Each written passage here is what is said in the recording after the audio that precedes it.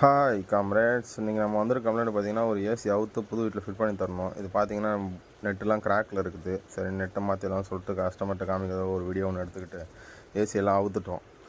பக்காவாக அவுத்துட்டு புது வீட்டுக்கு ஷிப் பண்ணலான்னு சொல்லிட்டு ஆட்டோ ஒன்று வர சொல்லிட்டோம். ஆட்டோவில் வச்சு எடுத்துக்கிட்டு புது வீட்டுக்கும் நம்ம கிளம்பி வந்துட்டோம். கஸ்டமர்கிட்ட கேட்டோம், ஏன் சார் ஏசி டஸ்ட்டாக இருக்குங்க பாருங்கள், சர்வீஸ் பண்ணி மாட்டிடலாமான்னோம். ஓகேப்பா, இவ்வளோ டஸ்ட்டாக இருக்குன்னு எனக்கு தெரியாது, நீங்கள் சர்வீஸ் பண்ணியே மாட்டிடுங்க அப்படின்னு சொல்லிட்டாங்க. காயிலெலாம் எவ்வளோ டஸ்ட்டாக இருக்குன்னு பார்த்தாலே தெரியுங்க உங்களுக்கு. சரின்னு சொல்லிட்டு ஏசிலாம் ஃபுல்லாக பிரிக்க ஆரம்பிச்சிட்டோம். பிரிச்சுட்டு அங்கே தண்ணி வசதி பெருசாக இல்லை அந்த வீட்டில். அதனால் பாத்ரூம்லேயே வாஷ் பண்ணுற மாதிரி தான் ஆகிடுச்சு.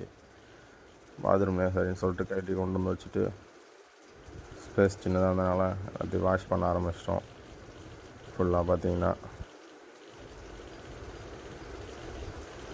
எல்லாத்தையும் வாஷ் பண்ணிகிட்டு இருந்தோம். வாஷ் பண்ணி முடிச்ச பிறகு கண்டிஷன் பார்த்தீங்கன்னா இதான் கைஸ். அவுட்டோர் யூனிட்லேயும் ஃபுல் டஸ்ட்டு, ஃபுல்லாக கறி.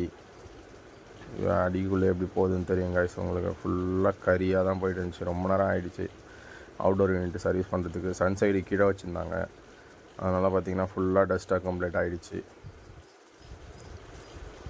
ஃபுல்லாக இதை சர்வீஸ் பண்ணி எடுக்கவே நல்லா டைம் எடுத்துச்சு கைஸ்.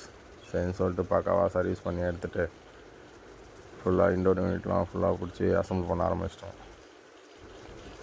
பார்த்திங்கனாலே உங்களுக்கு தெரியும் பிஃபோர் ஆஃப்டர். பார்த்திங்கனாலே அதேமாதிரி காயில் கொஞ்சம் கருத்து போய் ரொம்ப இதாக இருந்தது கைஸ். அதனால் காயில் ஒரு சேஃப்டிக்கு ஸ்ப்ரே பெயிண்ட் அடித்து ஒரு கோட்டிங் ஒன்று கொடுத்துட்டோம். இது இன்னும் எக்ஸ்ட்ரா இன்னும் கருத்து போகாமல் ரஸ்ட் ஆகாமல் இருக்கிறதுக்காக இந்த கோட்டிங் கொடுத்துட்டோம் கைஸ். அந்த பிளேட்லாம் கொஞ்சம் துருப்பிடிக்க ஆரம்பிச்சிட்டுது, அதெல்லாம் லைட்டாக தேய்ச்சிட்டு ஃபுல்லாக ஒரு கோட்டிங் ஃபுல்லாக கொடுத்துட்டோம் கைஸ். கொடுத்துட்டு ஏசியை ஃபிட் பண்ணி ஆன் பண்ணி காமிச்சிட்டோம்.